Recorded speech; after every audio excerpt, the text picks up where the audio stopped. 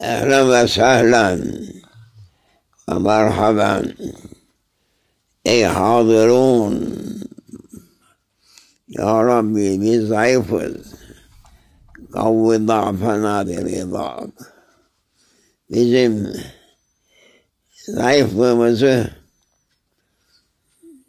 takviye buyuracak bir nokta ikramın bizi arslan eder ey Rabbimiz.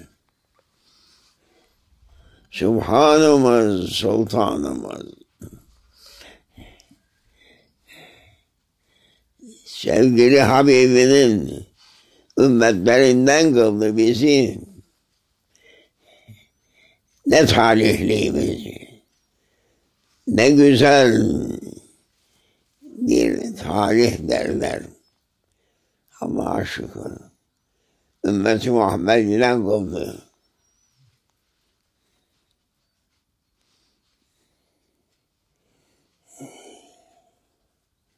124 bin sahabe-i kiram yollarında arkasına düştü.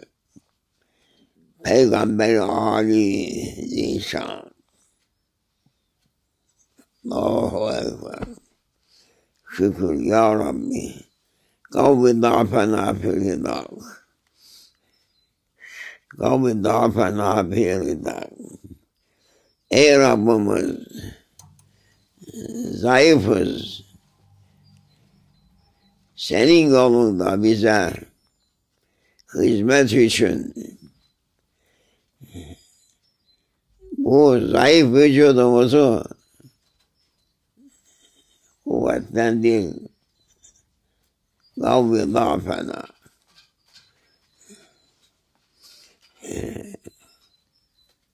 Ya zaafınızı gidermek istersiniz. Buyur ey Şah-ı Merdan, Habibur Rahman.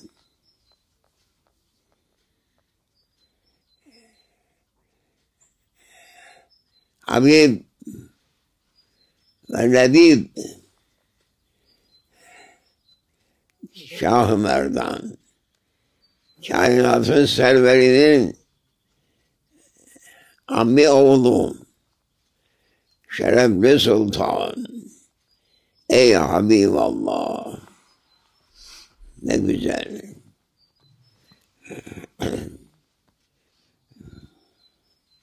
Esselamu aleyküm, ey yaran Şah-ı Merdan.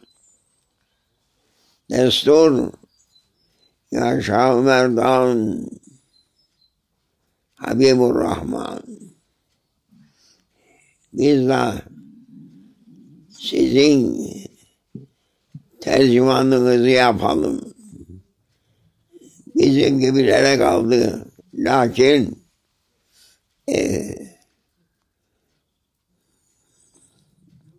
bu zamanın insanına mübarekler hitap etmeye tenezzül etmezler.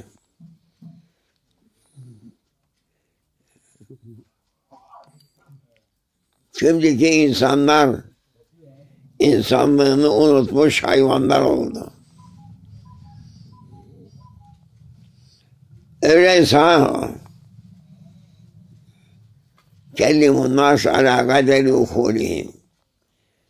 Akılları nereye kadar yetişirse öyle konuşun. Emirdir bu. Şimdi haşamler huzur,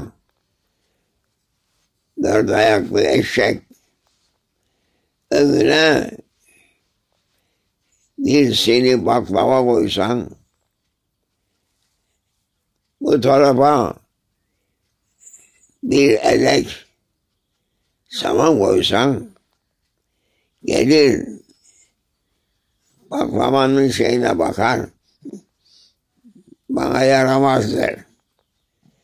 Döner samana, saman çorbasını içer, eğitene eşek savtuyla anırmaya başlar. Tepinmeye başlar. Benden kuvvetisi var mı der. Ben der arslanım. Yok. Arslan saman yemez. Eşek der. Ey saman yiyen kalkıp iddia edersen ben sizin en üstün rütbe taşıyan dünyadaki hayvanların içinde benim diyor.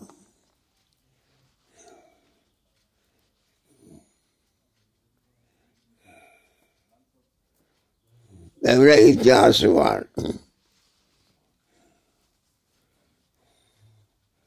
Arslan bir gün bununla karşılaşmış eşekle. Bakmış eşek. Bu nasıl bir mahluktur? Neresi melesi yok. Bana benzer tarafı yok. Yaklaşayım bakayım. Ne cinstir bu? Yaş yaklaşında eşek bakmış ki bu da kimdir?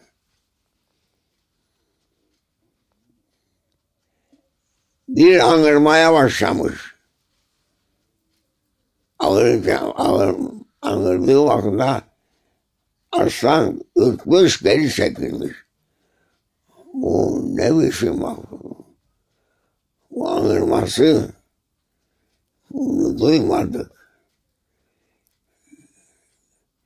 Bu kendine göre bir şey değildir. Demiş ki bana bak, ben ormanların kralıyım. Yani böyle ses bende yoktur. Sen ne biçimsin? Ben demiş, ormanların da, dağların taşların da yükünü çeken bir kuvvetli hayvanım demiş. Ya.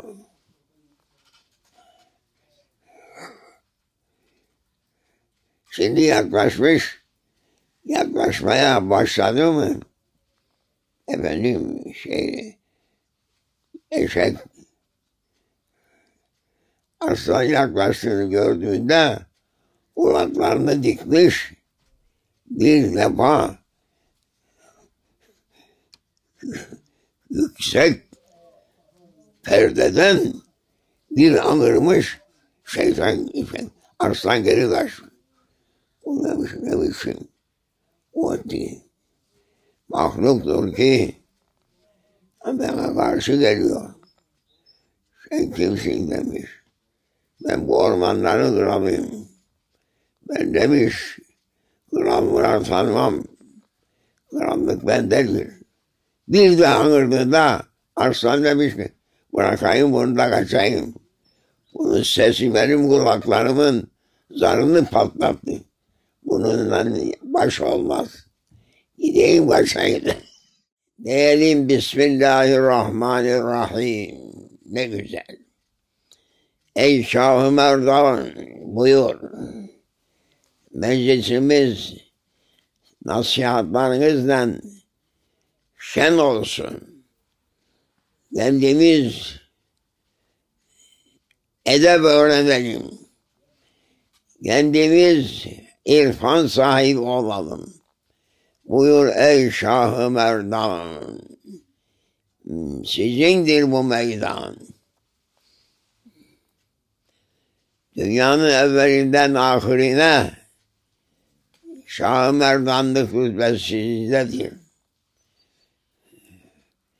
Her bir peygamberlerin hususiyetleri var. ahir zaman nebisinin hususiyetidir. Ona Şah-ı Merdan verilmiştir.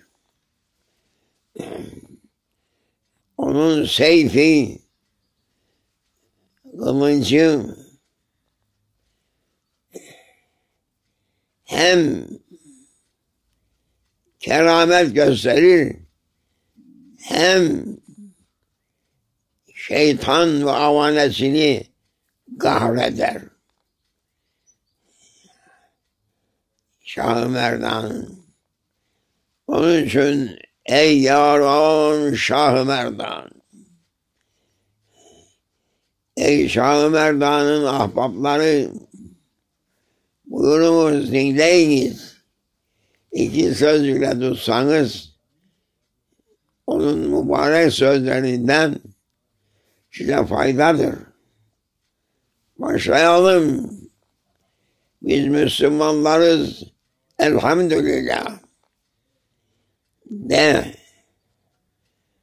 İslam şerefi, bütün şereflerin üstündedir.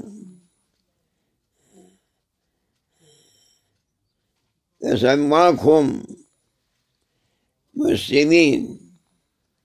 Cenab-ı Hak insanoğluna verdiği en yüksek rütbeyi ismiyle söyledi.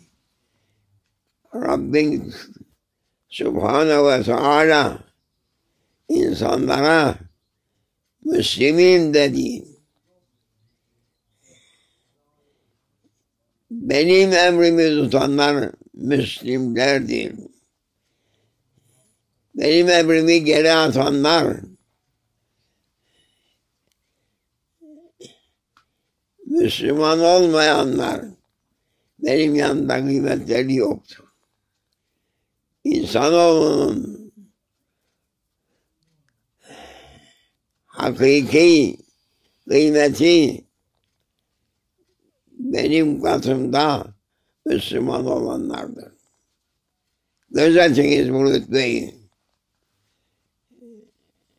Diyelim Bismillahirrahmanirrahim. Müslümana yakışan nedir? Rabbul İzzet olan Cenab-ı Hakk'ın ismini anmakla başlar. Biz Müslümanlarız. Bize Allah Besmele-i Şerife'yi ikram eyledi. Bismillahirrahmanirrahim dememize, bu şerefi taşımamıza Cenab-ı Vacil ve Vücud ikram eyledi insanlara. Bununla insan, insandır. Bunsuz insan, insan değildir. Bu besmele çekmesi kolay mesele değil. Buyur ya Şah-ı Merdan, sizindir bu meydan. Ey yaran Şah-ı Merdan'ın yolunda olan ahbaplar, onlar ahbaptır. Onlarda düşmanlık yoktur. Şah-ı Merdan'ın yolunda gidenlerde düşmanlık yoktur. Tenezzül etmezler.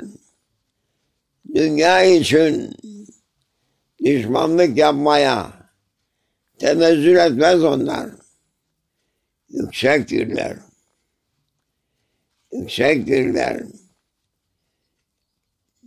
Leş için onlar dava kurmaz. Dünya leştir. Bütün peygamberler söyledi. Onun için cenkleşmez onlar. Dünya için muharebe yapan peygamber yok. Aleyhisselam. Hepsi ne için? İ'lâ-i kelimetullah diyor. Allah-u Zülcelal'in kelamı en yücedir. Onunla yükselmek için onlar harp ettiler, darp ettiler. Küfrü yıkmak için şeytanın kurduğu düzenini ve anlattığı insanları kurtarmak için şeytanın kurduğu tuzaktan onları muhafaza için onlar kılıç çektiler. Kılıç tutmayan yalnız İsa Nebi'dir. Aleyhisselam. Ala Nebi'nin aleyhissalatu vesselam. Lakin o da Bismillah dedi. Besmelesiz peygamber yok. Bismillahirrahmanirrahim. Söylemeyen peygamber yok. Bu keramet onlara verilmiş. Enbiya mucizelerini yapmak için Bismillah demiş. Musa denizi yanmak için ey şeyh ne dedi? Ne dedi?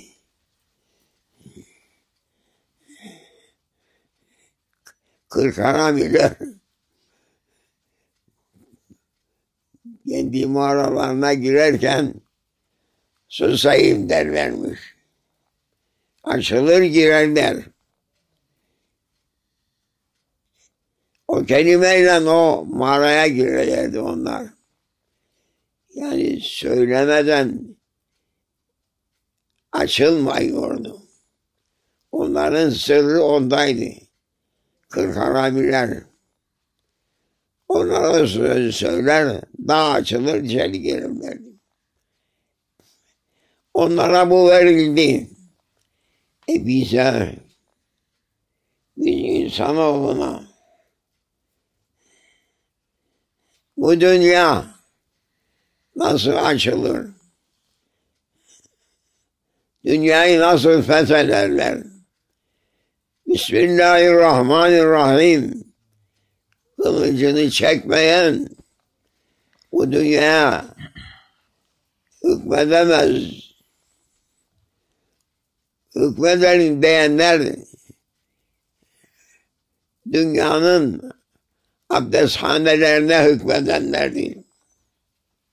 Abdesthaneye hükmeden hükümdar değildir. Şerefi yoktur. Dünyada Cenab-ı Allah bir hazine yapmış. O hazine ki insanoğlunun istediği insanoğluna yakışan elbiseleri giydirmek için olan hazinenin anahtarı Bismillahirrahmanirrahim'dir. İnsanlık kapısı Bismillahirrahmanirrahim'le açılır. Bunu söylemeyen o kırk haramiler gibi söyleyeyim derle girer. Onların girdiği yer abdesthane.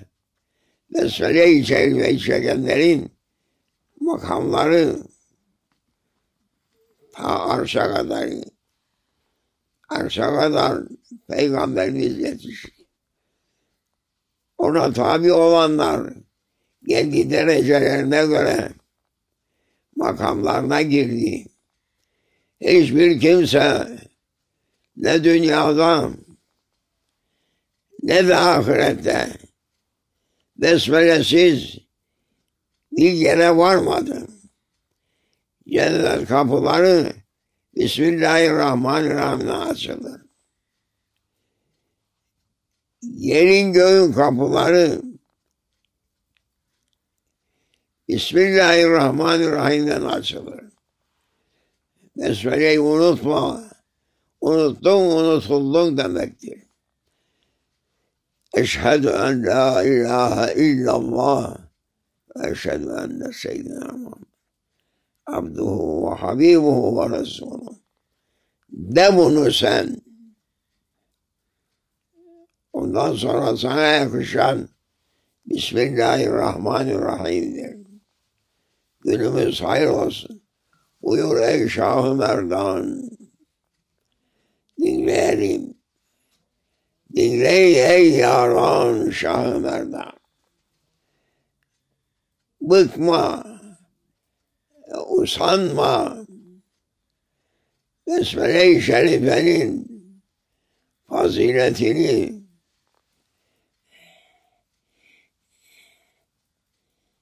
dünyanın evvelinden ahire söylesek bitmez.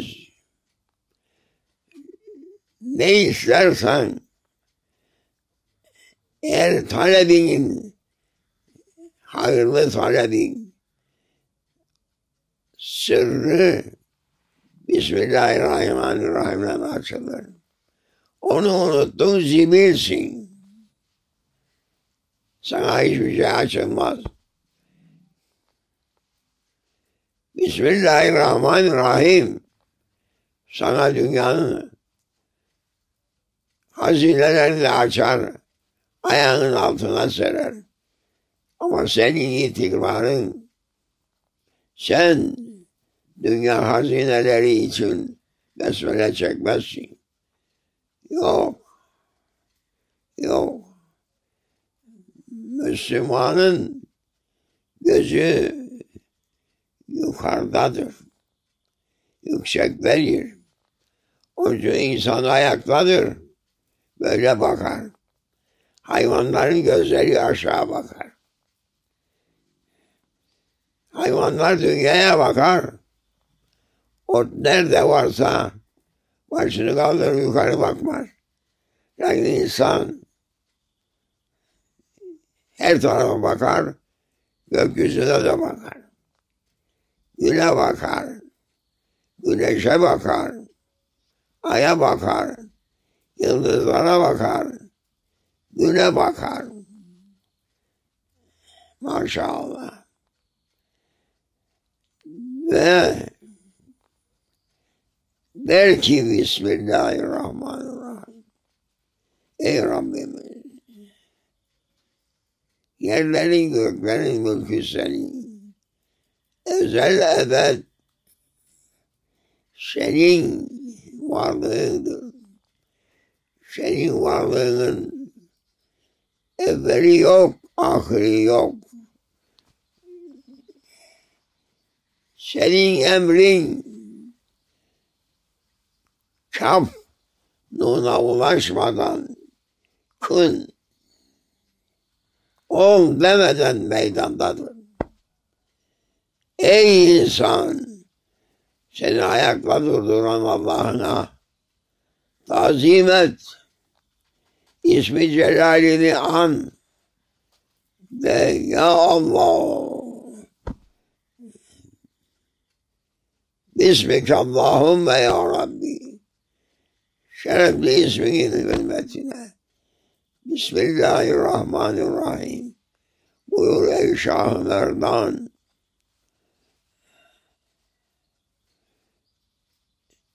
Söyleyelim diyor Şah-ı Merdan. Ey bizi unutanlar. Ey bize karşı hürmetlerini yitirenler. Ey bizim emrimizin dışında kalıp şeytana bağlananlar isminizle değil, varlığınızla kulluk yapacaksınız. Sizi ben Rabbim Celle ve Ala'nın hizmetine davet ederim. Onun baş davetçisi, kainatın iftiharı olan Habibullah'ın yoluna davet ederim. Ben ortada bir vasıta, ben yoğun var olan Cenab-ı Rabbül İzzet ve onun talimini alan Habibur Rahman Sultanul Enbiya olan Fahru kainattır. Fahru kainattır. Fahır istersen, şeref istersen, şerefli olan ahir zaman nebisine uy. Biz Şah-ı Merdan olduk onun sayesinde. Onun terbiyesini almayan enbiya yok. Enbiya var da Efendimizin taliminden geçti. Onun taliminden geçmeyen peygamber de yok. Allah sevgilisi, Allah ile konuşan o peygamber tek kimse. Ondan aldığı ilmi bütün peygamberler, şanlı peygamberler ilmini ondan aldı. Çünkü Allah'ın teşrifatı senin bildiğin gibi teşrifat değildir. Teşrifat Allah'a en yakın olan kimdir? Bütün kainatın içinde Allah'a en yakın olan kimdir? Vasıtasız Cenab-ı Hak ile konuşan, görüşen, bilişen, şereflenen kimdir? Tek kimsedir. La ilahe illallah sancağını kaldıran, bir ezeliyle ebed o sancağı kaldıran o Muhammedun Resulullah'dır. Sallallahu aleyhi ve sellem. Ey insancıklar! Şeref isterseniz uydurma, ünvanların arkasına düşme.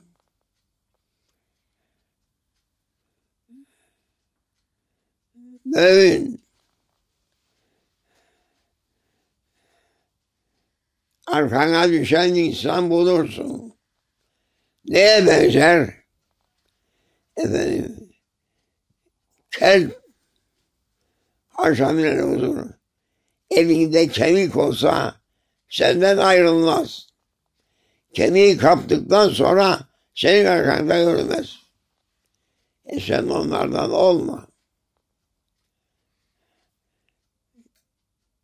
Kelp yaratmış Cenab-ı Hak. Kemikin aşkındadır. Başka aşık olduğu bir şey yok. Kelp kemiğin arkasında. Hayvan samanın arkasında. İnsan-ı kamil, Rahman olan Celle Celaluhu Hazretlerinin yolunu gözleyen, o yolda gidenlerin arkasında yürüyenlerdir. Şeref bunda. kemik yalamada, saman yemede değil. Lakin bu zamanın insanları kimileri kemik peşinde, kimileri saman peşinde. Yazıklar olsun. Hakkın üzerine olduğumuz halde saman peşinde veya kemik peşinde. Buraya düşüren kimdir? İnsanları şeytan aleyhine odur. Bu zamanın insanların çektiği bela kemik ve saman içindir. Bütün insanlar kimisi kelp sıfatlı, kimisi eşek sıfatlı. Biri kemiğin arkasında koşturur, baş olayım der. Kimileri bir ekmek bulayım, eşek olayım der. Saman için koşturur. Sana şeref veren Allah Celle Celaluhu, ey cahil insan, karıncasından geçmeyen Allah seni rızıksız bırakır mı? Ne kavga edersin? Allah'ın hazineleri dolu. Karınca bile bir çöp bulur, idaresini yapar. Her mahluk kendisine yakışan rızkıyla halk olunmuştur.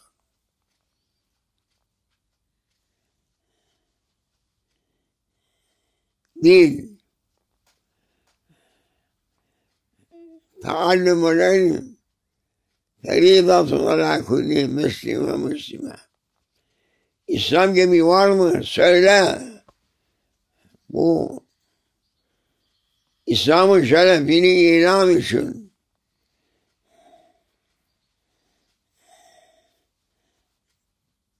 böyle söylenmiş.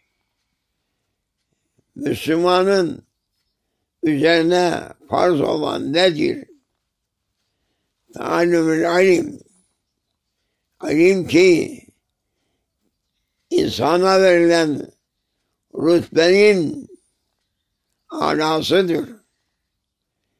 İnsanlara verilen, insanların arkasına düşmesi gereken, öğrenmesi farz olan ilim, bunu öğrenmesi farzdır diyor kadın ve erkek.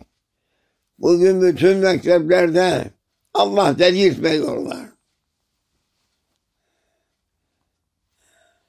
İslam aleminden kalmamış, Hristiyanlar zaten sokmuyor. Onlar da itibar etmiyor. Ve peygamberlere ne getirdiklerine. Lakin filan filozof böyle söyledi. Filozoflar yanlarında gıybetli.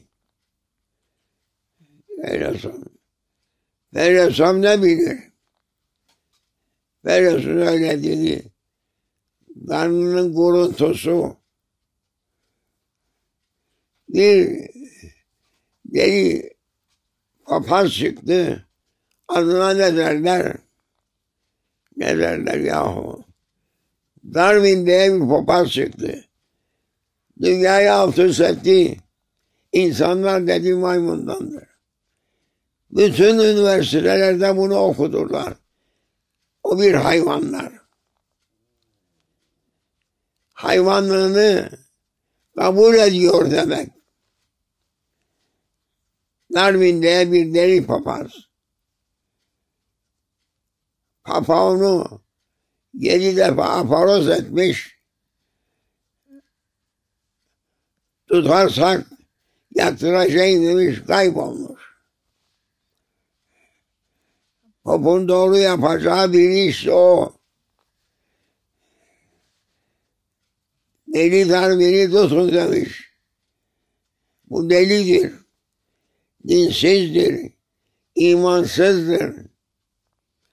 Anırıp duruyor, tutun, hakkından gelin. Bu yeniliktir. Şeytan size yenilik adına bir ısladır deriz biz. Semer, Hacı Mehmet. Semer'i bilin. Evet. Binerdin sen. Semer'de eşeğe.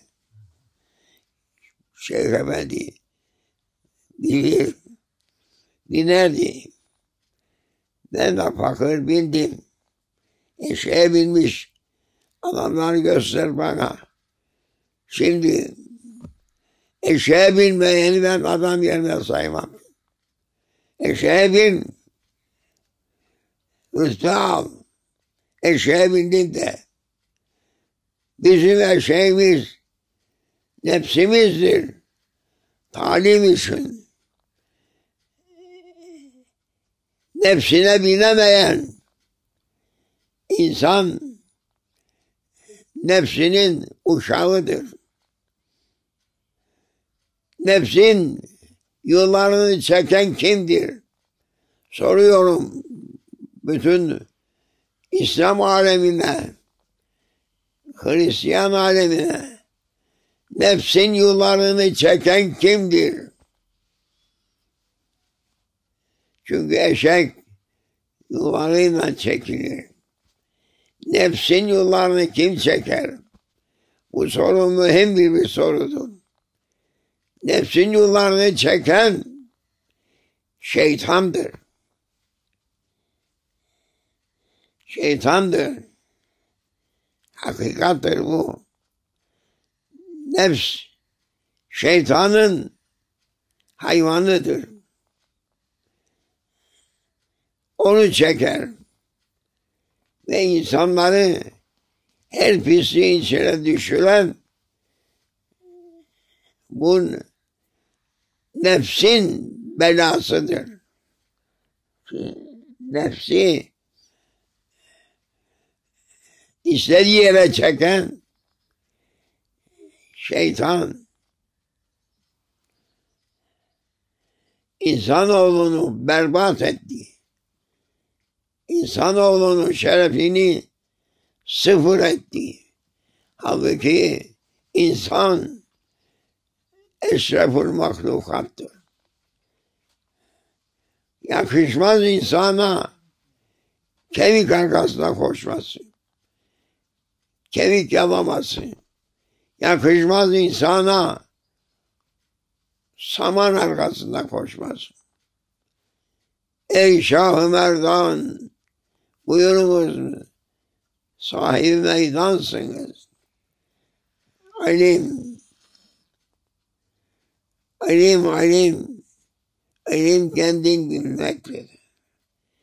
Kendisini tanımayan veyahut kendisini tanıtmayan bir okuma bir şey ifade etmez. Bu kadar yüksek mektepleri var bunların. İnsanın şahsiyetini öğreten bir mektep var mı?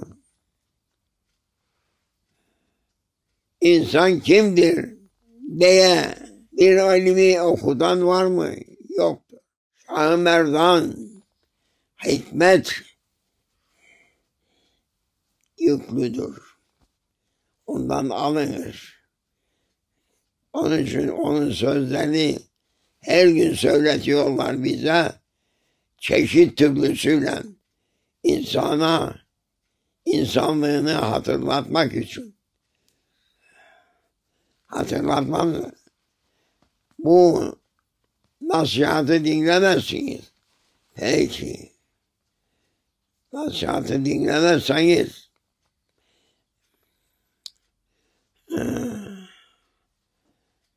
bir sultanın tarihten bir meseledir. bir sultanın şehzadesini okutmak, öğretmek için bir hoca tayin edilmiş. Hangi hoca gelse şehzadeye baş edemiyor. Kulağını çekemiyor. Şehzade de ne ders bırakır ne kitap bırakır. Haşarım ama haşarım. Haber verirler, baş edemiyor. O mübarek zat der ki, ey Şah-ı Devran, Şah-ı Merdan'ı temsil eden arslan, mübarek şehzaden ise biz baş edemiyoruz. Bizim sözümüzü dinlemiyor. Bir şey öğretelim derken o ileriye çıkıyor. Biz şehzadeliğe kulağını da çekemiyoruz. Peki demiş, çağır filan Hoca Efendi'yi. O Hoca Efendi aslanlardan birisi. Demişler şehzade her geleni efendim alaya alıyor, oynayıyor, ders dinlemiyor. Bir şey alışmıyor. O mübarek zat peki demiş. Ferman sultanındır. Gideyim yanına okutayım bakayım. Gitmiş ama cübbenin altına kızılcık sopası. Molla Fenari'ydi o. Değil mi? Dikkat et Osmanlı tarihine. Şeyh Mehmet Efendi. Sen de.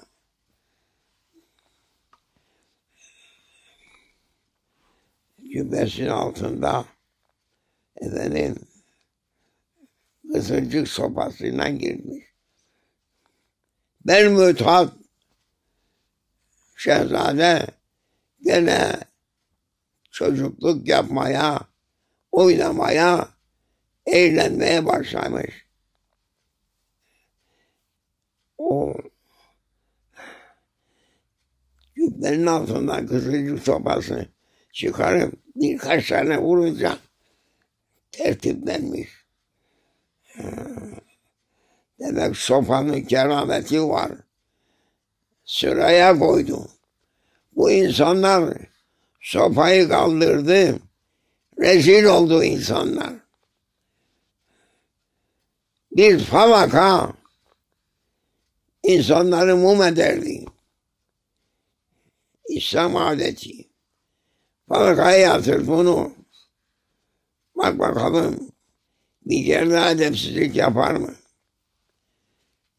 Meydan dayağı ver kendilerine. Meydanda yatır. Ayaklarını mengeneye al.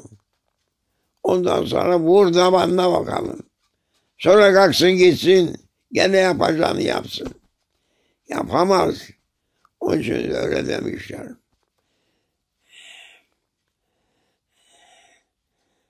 Sopa diyor. Cennetten çıkmıştır. Çünkü terbiye eder. Bir çıbıktır. Bir kerameti yok. Kerameti nedir? İnsanoğlunu terbiye eder. Bunlar terbiye edemiyor. Yasak etti.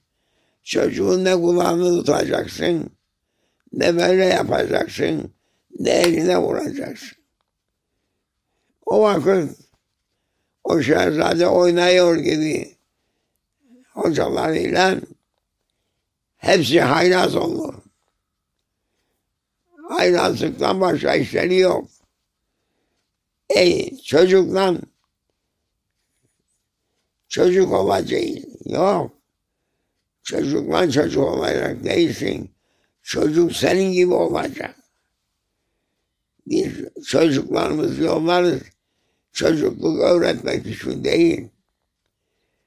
Lakin insanlık öğretmek için. Bugün bütün dünyada talebenin kulağını da çekemez. Ağır sözle söyleyene. İstediğini yapar. Öğretmen der yüzüne tüpürse de vuramaz. Öğretmenlerinin terbiye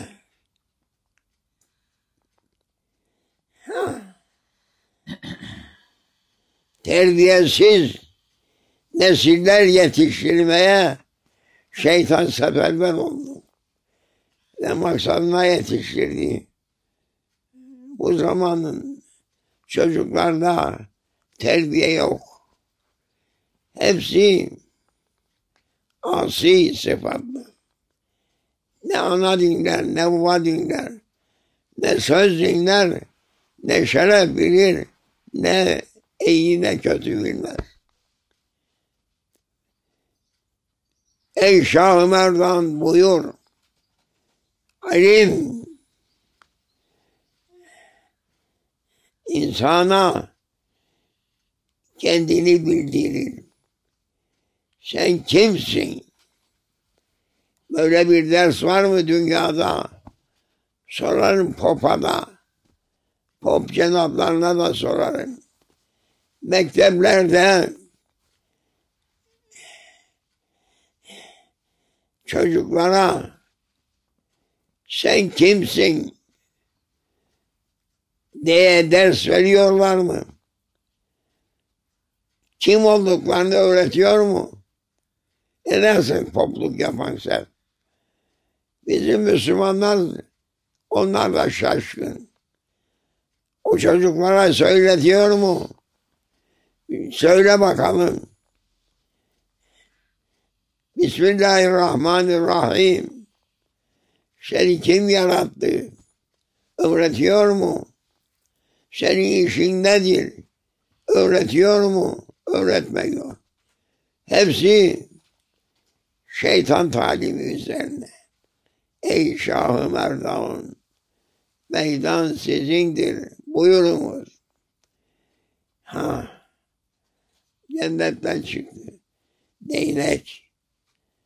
Değnek olmasa, terbiye olmazsa, terbiye et çocuğu. Başıboş bırakma. İstediğini yapsın. Hürriyet yok. Hududu gösterecek. Çocuk çocukluğunu yapar. Çocuğun edebi vardır. Öğreneceği.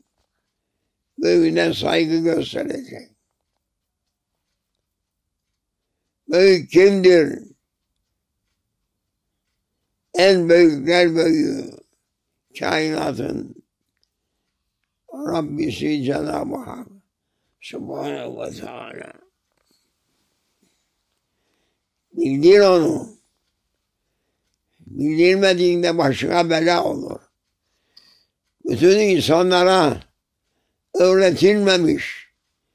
Kimse de öğrenmemiş. Şimdi birbirlerini yiyorlar. Kavga ediyorlar. Sonunda ne oldu bugün?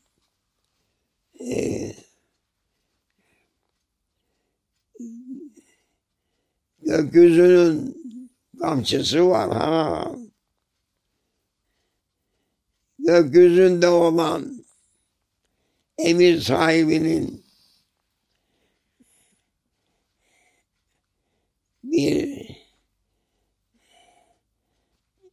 yapacağı bir mesele vardır. Azdığı vakitinde gökyüzündekini unutana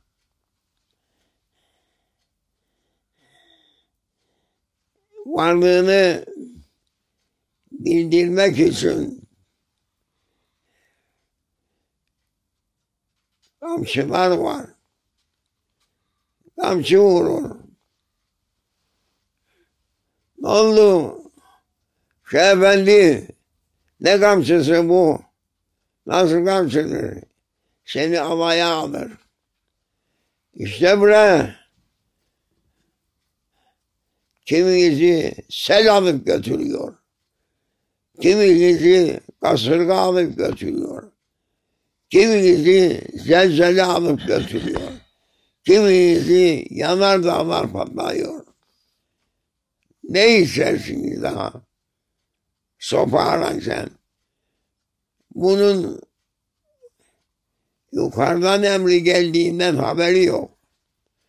Zanneder ki dünya kendi keyfine dönüyor. Söylesin bakalım. Hangi pezevenk söyleyecek ona?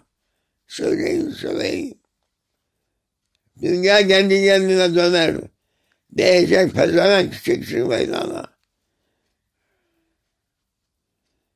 Utanmazlar. Dünyayı sahipsiz zannederler. Dünyaya şeklini veren kim? Küre şeklini veren kim? Onu döndüren kim? Sabahı akşamı getiren kim? Yazın ışığı getiren kim? Böyle kontrolsüz ve bu. Bir de sordu birisi. Demiş ki sen çok ileri gittin. Sana dua sorayım. Güneşin ayarı var mıdır be? Şaşırmış o. Kabak kapalı. Güneşin ayarı. Sen elindeki saati ayar eden. Vaktini bilmek için. Bu koca güneş ayarsız mı? Böyle ayarsız pezevenk.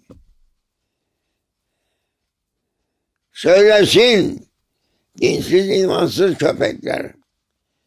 Güneşin ayarı var mı yok mu? Söylemek isterler. Hayvanlıkta dört ayakları geçmiş. Dinsiz imansız olmuş ortalık. Peki öyleyse bir kamçı vurayım. Ne oldu yahu? Çin'de zelzele oldu. Ne oldu yahu? Acem'de yanardağ patlar, yanar. Acem'de yanardağ. Ev patlar. Ne oldu yahu? Vezu dağı patladı. Nasıl patlar bu? Bomba mı var altında da patlıyor? Ey pop cenapları, söylesene, üstünde durduğumuz bu İtalya altı ateştir. Hududumuzu biliniz ey insanlar. İnsan terbiyesiyle insandır.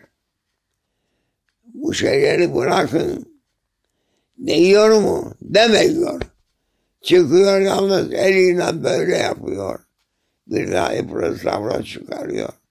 İşte dininiz budur. Ne dini be bu? Müslümanlar resmen Müslümanlığı yasak etmiş. Hiçbir memlekette Allah'ın şeriatı tatbik olunmuyor. Hepsi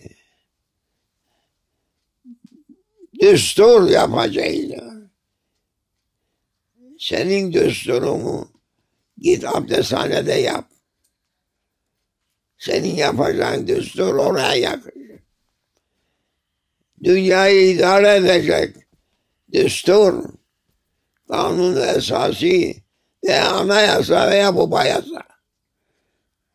Baba yasa. Neden yasa yok mu? Onlar eskidi ya. Yenisini getirildi. Böyle cüretkar. Ve men lem yahkum bima enzelallah. Fehumul kafirun. Değil mi ayet kelime? Allah'ın emdirdiğiyle hükmetmeyen kafirdir. Namazı da kılınmaz. İslam mezarlığında da gömülmez. İşte fetva var. Ey Şah Merdan söyle. Allah'ın hükmünü geçiyorlar. Anayasa yapacağız. Maşallah. Bu dünya anayasasını da ormanda mıyız biz? Bu kadar 1000 senedir. Bu Müslümanlar neyle idare oldu? Nasıl Cihangir oldu? Osmanlı nasıl Cihangir oldu? Bir tek adam en sonunda cennet mekan Sultan Abdülhamid Han. 40 sene idare etti. 40 sene idare etti. 7 milyon kilometre murabbalı ülkeleri idare etti. Gelip krallar elini öperlerdi. Selam dururlardı. İslam'ın galasıydı Osmanlı. Osmanlı'dan yılmayan bir devlet yoktu. Hala korktukları Osmanlı'dır. Osmanlı gelirse Osmanlı Allah'ın askeridir. Onun dışındaki asker şeytanın askeridir. Kıymeti yoktur. Bir toplam dağılırlar. Söyle ey Şah-ı Merdan, ey sahibi Rıdvan. Maşallah, maşallah, maşallah. Güneşin ayarından söyledim. Güneş ayarsızsa nasıl vaktini biliyorum. Çıkması ve batması. Her gün takviminizde bakarsınız. Görürsünüz ki güneşin doğuşu, güneşin batışı. Saniye aksar mı? Yok. Kim ayarlar veya güneşi? Cevap ver. En alimi cevap versin. Güneşin ayarını kim yapar? Ki saniyesiyle güneş çıkacak vaktini bilir. Gurub edeceği vakti de bilir.